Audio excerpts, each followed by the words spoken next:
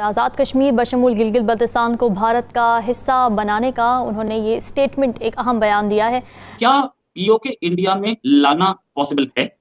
की धमकियां मिलेंगी तो मुल्क में सहाफत कैसे होगी? क्या फोर्सेस तैयार हैं इस काम के लिए? और ये सब तारीख सियासी तहरीकों से भरी हुई, अगर पाकिस्तान की बात की जाए। और कुछ आज हुक्म दीजिए, आप कल की बात तो कर रहे हैं, अब आज हुक्म दीजिए और आप देखिए कि क्या है, क्योंकि मैंने कहा कि अब विश्वास है करने पर, हम क्या करेंगे वो जो है करके दिखाना है, कह के और उस पर बादशाहत अपनी शब्दों में लाकर उससे कुछ हासिल नहीं होगा। अब हमको क्रियान्वित करना होगा हमारे विचारों को, अपनी नीतियों को, ताकि एक सुदृढ़ भारत का और बृहद भारत का जो नक्शा हमारे सभी के बीच में है, जो पहले भारत था, ऐसा नहीं था कि नहीं था, लेकिन कुछ समय के लिए वो उसमें कुछ डेंट आया, वो धीरे धीरे उसको समाप्त करना है, ताकि हम अपना जो गर्व के साथ अपना जो सर है उठा सकें। ये जो सूरत हाल हुई है, इस सूरत हाल में मुझे बड़ा डर लग रहा है। हर चीज चेंज हो गई है। मैं जब फौज में आया था, एयरफोर्स में आया था तब और आज की फौज में जमीन आसमान का अंतर है। हमारे जहाज बदल चुके हैं, जो कहाँ हम MiG-21 MiG-23 जैसे जहाज पर करते थे, आज हम सुखोई और राफेल जैसे मॉडर्न जनरेशन, और हम खुद अपना जहाज जिसमें लेते हैं, मार्क की बात की वो जहाज है, और MRCA की तैयारी हो रही है, 5th जनरेशन फाइटर की बात हो रही है। तो एक आर्मी ऑफिसर की तरफ से उस पे आप क्या कहेंगे? जो भारत में जो आर्मी चीफ में देखिए, मैं तो कहता हूँ कि पीओके तो ऑलरेडी भारत में है। ये केवल एक वक्त की बात है कि थोड़े दिनों के लिए जो है ड्यू टू डिप्लोमेटिक और ज्यादा पॉलिटिकल रीजन है, पॉलिटिकल ज्यादा है, कूटनीति कम है, पॉलिटिकल रीजन की वजह से अभी हमारे साथ नहीं है, वरना पीओके भारत का ही हिस्सा है, इसमें कोई संदेह नहीं है।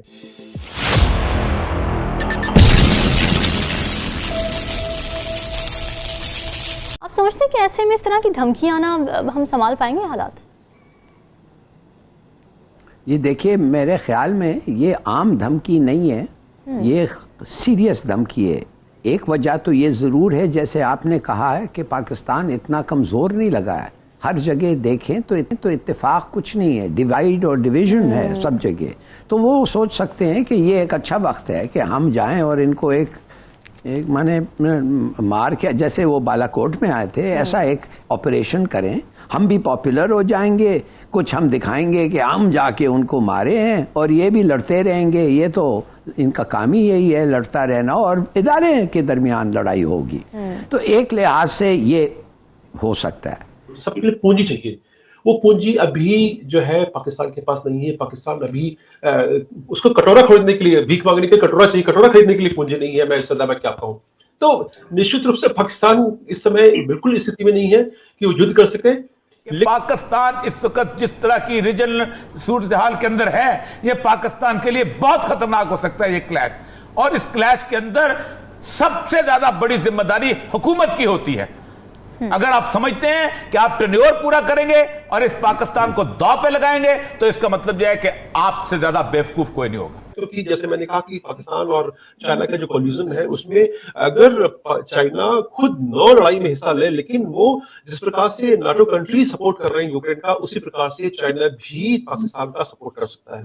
तो हमें देखना होगा कि जो साजिश किस प्रकार का विरोध होगा, तो उसकी दिशा में हमने बहुत ही महत्वपूर्ण कदम उठाए हैं। जो आत्मनिर्भर भारत का आपने मिशन सुना होगा, मेक इन इंडिया, और अभी C295 का चर्चा हो रही है कि वो पहली बार इतिहास में होगा कि C295 जो है कोई विदेशी कंपनी आके भारत बनाएगी। अदरवाइज भारत में HAL ही जहाज बनाने के अंदर आगे था, और कोई उनका मतलब अकेले थे, मोनोपोली थी उनकी, और कोई बनाता नहीं था। लेकिन अब जो है C95 जो है यहाँ आके बनेंगे भारत में। ये अपने आप में बहुत बड़ी उपलब्धि है कि कोई अपनी टेक्नोलॉजी शेयर करने को तैयार हो रहा है। ऐसा होता नहीं है कि टेक्नोलॉजी शेयर करें, तो हम ऑलरेडी बहुत आगे हैं। हमारे तेजस आ रहे हैं, तेजस मार्क 2 के बारे में आपने ऑलरेडी चर्चा सुनी होगी, किस प्रकार से वो ऐतिहासिक जहाज होगा। और कहते हैं कि 2024 दिसंबर तक निश्चित रूप से मार्क 2 की फर्स्ट फ्लाइट हो जाएगी। तो उसके पहले तेजस मार्क 1 जो कि कहा जाता था कि 50% इंडिजिनस है, वो अभी 70% के ऊपर जा रहा है, और कहा जा रहा है कि मार्क 2 जो है वो 95-96% इंडियन होगा। तो ये बताता है कि किस प्रकार से हम तेजी से आगे बढ़ रहे हैं, और हमारे जो साजो सामान है उसमें किस प्रकार का इंप्रूवमेंट हो रहा है। तो ये तो निश्चित रूप से है कि हमारी तैयारियां, जो साजो सामान है, वो समय के साथ और इंप्रूव हो रहे हैं। तो हमारी जो मारक क्षमता है वो इंप्रूव होगी, और जब अच्छे हथियार होंगे और हमारे खुद के देश बने होंगे जो कि हमारी आवश्यकताओं को सर्वोपरि रख के बनाए जा रहे हैं, तो निश्चित रूप से जो सैनिक है जो उनको इस्तेमाल करेंगे उनका मनोबल हमेशा ऊंचा रहेगा। और महत्वपूर्ण जो है मैन बिहाइंड मशीन, जिसका जिक्र मैं हमेशा चर्चा में करता हूं कि हमारे जो रणबांकुरे हैं उनका मनोबल भारतीय जो है जनमानस पूरा विश्वास करता है, और ये विश्वास हमें वो शक्ति देता है कि हम किसी भी सेना का मुकाबला बहुत ही फुर्ती से और चुस्ती के साथ कर सके। मैं तो कहता हूँ कि पीओके तो ऑलरेडी भारत में है, ये केवल एक वक्त की बात है कि थोड़े दिनों के लिए जो है ड्यू टू डिप्लोमेटिक और ज्यादा पॉलिटिकल रीजन है, पॉलिटिकल ज्यादा है, कूटनीतिक कम है, पॉलिटिकल रीजन की वजह से अभी हमारे साथ नहीं है, वरना पीओके भारत का ही हिस्सा है, इसमें कोई संदेह नहीं है। अब जिस प्रकार से हमारे कूटनीतिक कदम रहे हैं पिछले इतिहास में, मैं उस पर नहीं जाऊंगा क्योंकि जो बीत गया, बीती बात सारी है, आगे के सुध ले। अभी हमें आवश्यकता है, देखना होगा कि जो पीओके में लोग रह रहे हैं उन पर क्या वो सामान्य स्थितियां हैं, क्या मानवीय स्तर की जो उनकी लाइफ स्टाइल होनी चाहिए क्या वो है, वहां पर जो है इस प्रश्न का अगर उत्तर खोजेंगे तो आपको लगेगा निश्चित ही हमको उनकी भलाई के लिए, क्योंकि वो मूलतः भारत के ही हैं, तो उनकी भलाई के लिए हमें चाहिए कि हम पीओके को जल्दी से जल्दी मुक्त कराएं और पाकिस्तान को वहां से निकालें और अपने में वो शामिल करें। देखिए अभी भी लोकसभा में हमारी सीटें वहां पर हैं और हम काउंट भी करते हैं, तो और जब 370 हटाया गया तो वो पहला कदम था। आपने बहुत सही कहा कि जो एक पॉलिटिकल विल की रिक्वायरमेंट होती है, वो पॉलिटिकल विल का सबसे बड़ा प्रदर्शन हुआ है धारा 370 को हटाने पर 5 अगस्त को जो हुआ है, बहुत ऐतिहासिक कदम था, क्योंकि बातें सब कर रहे थे लेकिन कोई करनी पर नहीं विश्व कर रहा था काम।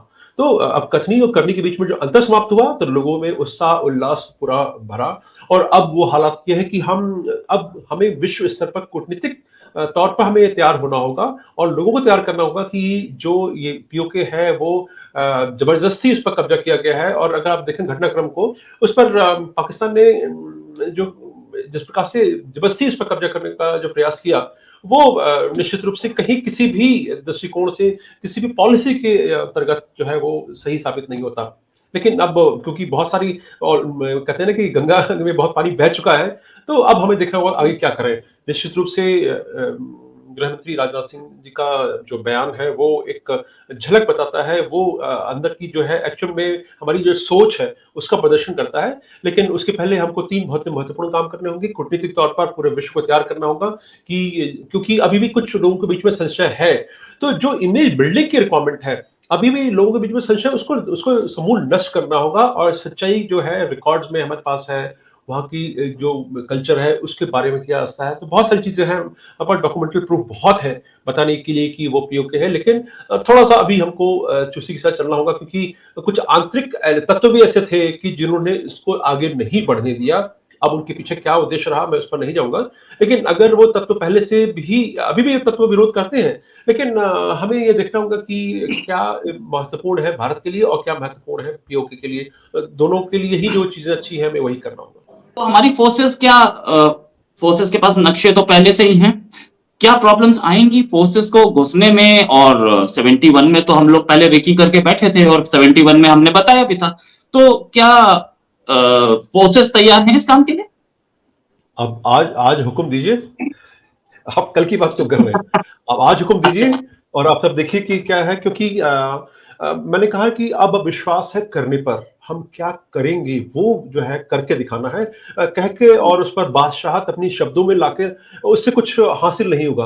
अब हमको क्रियान्वित करना होगा हमारे विचारों को, अपनी नीतियों को, ताकि एक सुदृढ़ भारत का और बृहद भारत का जो नक्शा हमारे सभी के बीच में है, जो पहले भारत था, ऐसा नहीं था कि नहीं था, लेकिन कुछ समय के लिए वो उसमें कुछ डेंट आया, वो धीरे धीरे उसको समाप्त करना है ताकि हम अपना जो गर्व के साथ अपना जो सर है उठा सकें। तो की तैयारियां हैं, निश्चिट रूप से हम प्रगति कर रहे हैं, इंफ्रास्ट्रक्चरल चेंजेस जो हुए हैं सबके सामने हैं, और अभी हमारी सेनाएं जो हैं उनका मनोबल भी जो है चरमोत्कर्ष पर है, टॉप ऑफ द वर्ल्ड है। लेकिन हर चीज चेंज हो गई है। मैं जब फौज में आया था, एयरफोर्स में आया था तब और आज की फौज में जमीन आसमान का अंतर है। हमारे जहाज बदल चुके हैं, जो कहाँ हम MiG-21 MiG-23 जैसे जहाज पर करते थे, आज हम सुखोई और राफेल जैसे मॉडर्न जनरेशन, और हम खुद अपना जहाज जैसे मैंने तेजस मार्क 2 की बात की, वो जहाज है, और MRCA की तैयारी हो रही है, 5th जनरेशन फाइटर की बात हो रही है। तो अभी हम बिल्कुल बहुत एक हायर एचेलॉन में पहुंच चुके हैं। हमारा जो ICCS है, integrated area command and control centres, ये बहुत ही जबरदस्त है, और एयरफोर्स नेटवर्क सिस्टम, ये सब जो है अभी स्टेट ऑफ आर्ट टेक्नोलॉजी पर है। तो अभी हमारी जो मारक क्षमता है और वो बहुत ही, उनका पहलापन बहुत ज्यादा है, और पूरे हिंदुस्तान को, नेवी को, आर्मी को, तीनों को जो नेटवर्क किया गया है, जो नेटवर्क सेंट्रिक वॉर की तैयारी की गई है, उसकी तारीफ तो बाहर के मुल्क भी करते हैं, तो हमें तो उस पर गर्व है ही। तो ये कहना कि जहां तक तैयारी की बात है, हम ऑलरेडी तैयार हैं। वहां पे मीडिया पे इसको बताया गया है कि नॉर्दर्न आर्मी कमांड के अपिंद्रा जो है इंचार्ज हैं, उन्होंने कहा है कि we are ready, we are waiting for the government's call. हमें कॉल दे तो हम बड़ी जल्दी, swiftly we can take over Pakistan occupied Kashmir. This is the just statement 6 घंटे पहले आई। और उसमें सबसे मैं एक आपके देखने वालों को यह भी बताना चाहूंगा कि बहुत अरसा पहले जो भारतीय लेजिस्लेशन है, उन्होंने अपना एक कानून बनाकर रखा हुआ है कि we have right to take over Pakistan occupied Kashmir. So इनको दोबारा लेजिस्लेशन के लिए नहीं जाना पड़ेगा। अब वो डिपेंड करता है कि इफ उनकी पॉलिटिकल जो रूलिंग एलीट है, if they make up their mind and give a signal to them, क्योंकि आपके तो इस वक्त जो है वो इंतशार इतना हो चुका है आपके अंदर, उनको भी एंजाइटी नजर आ रही है। उन्होंने टाइमिंग देखकर ये स्टेटमेंट दी है। 6 घंटे पहले इंडिया टुडे में ये न्यूज आई, मैंने जहां से पढ़ी। लेकिन इसके ऊपर भी, इससे पहले वहां के डिफेंस मिनिस्टर साहब ने आज से कुछ 2 हफ्ते पहले स्टेटमेंट इसी तरह की दी थी।